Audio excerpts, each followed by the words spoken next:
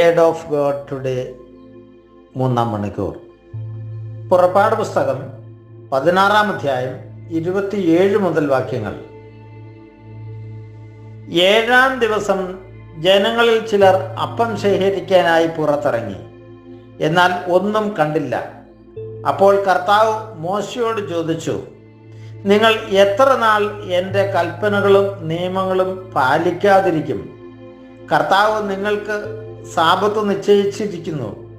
അതുകൊണ്ടാണ് 6-ാം ദിവസം അവിടുന്ന് 2 ദിവസത്തേക്കുള്ള അപ്പം നിങ്ങൾക്ക് തന്നത്. 7-ാം ദിവസം ഓരോരുത്തരും തൻ്റെ വസതിയിൽ തന്നെ കഴിയട്ടെ, ആരും പുറത്തു പോകരുത്. അതനുസരിച്ച് 7-ാം ദിവസം ജനം വിശ്രമിച്ചു.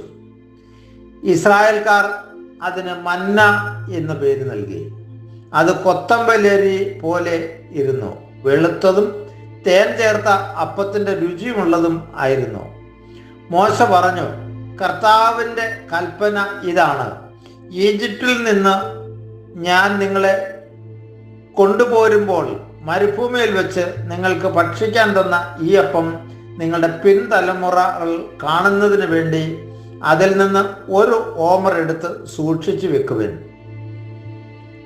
പ്രിയമുള്ളവരെ, ഇവിടെ ഇസ്രായേൽ ജനത്തോട് ദൈവം കർശനമായി പറയുന്ന ഒരു കാര്യം സാബത്ത് ആചരിക്കുക എന്നതാണ്.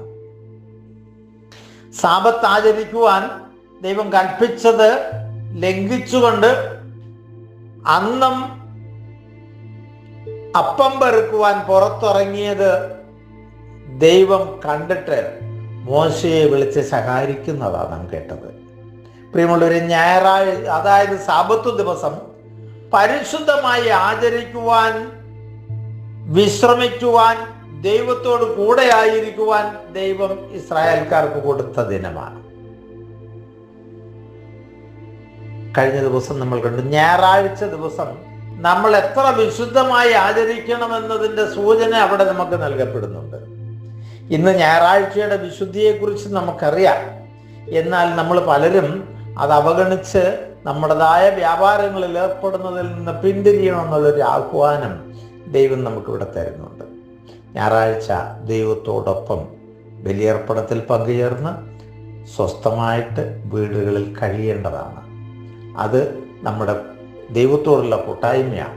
അതായത് നമ്മുടെ വീട്ടിലെ മാതാപിതാക്കളും മക്കളും എല്ലാം തമ്മിൽ, സഹോദരങ്ങളും എല്ലാം തമ്മിൽ ഒരു കൂട്ടായ്മയുടെ അനുഭവം രൂപം കൊള്ളേണ്ട ഇടമാണ് കുടുംബം.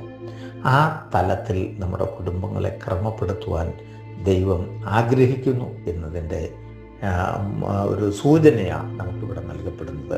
അതുകൊണ്ട് പ്രിയമുള്ളവരെ, ഞായറാഴ്ച എത്ര പരിശുദ്ധമായിട്ട് ആചരിക്കണം എന്ന് ഇവിടെ ഓർപ്പിക്കുന്നുണ്ട്.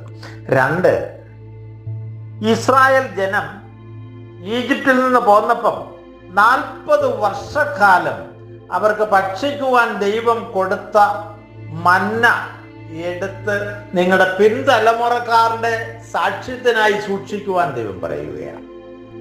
അവിടെ ഒരു കാര്യം ദൈവം നമ്മളോടും പറയുന്നു. ദൈവം നമ്മളെ വഴി നടത്തിയ മാർഗങ്ങളെ കുറിച്ച് അടുത്ത തലമുറകൾക്ക് ബോധ്യം കൊടുക്കുവാനുള്ള കടമയും കടപ്പാടും നമുക്കുമുണ്ട് എന്ന് തന്നെയാണ്.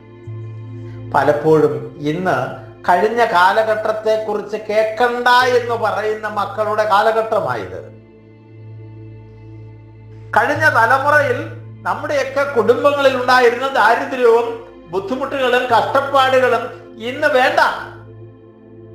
ഇന്നത്തെ നാടുമോടിയും സുഖങ്ങളും മാത്രം കേട്ടാൽ മതി.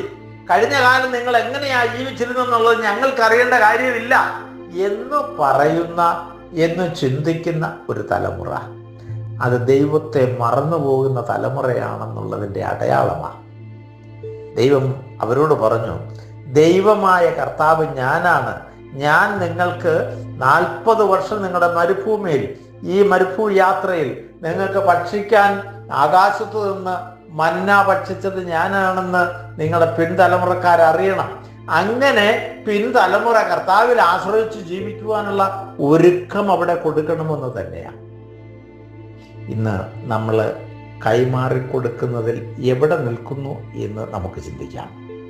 നമ്മുടെയൊക്കെ ജീവിതം സന്തോഷപ്രദമായി തീരണമെങ്കിൽ കഴിഞ്ഞ കാലത്തെ ഓർമ്മകൾ നമുക്കുണ്ടാവണം.